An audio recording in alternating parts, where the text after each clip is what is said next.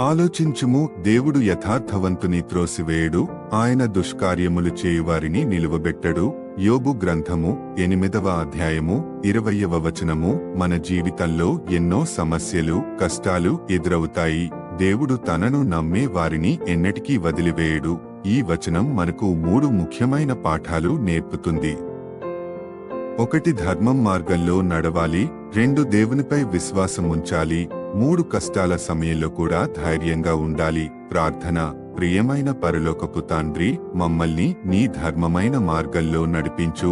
యేసుక్రీస్తు నామములో ప్రార్థిస్తున్నాము తండ్రి. ఆమెన్.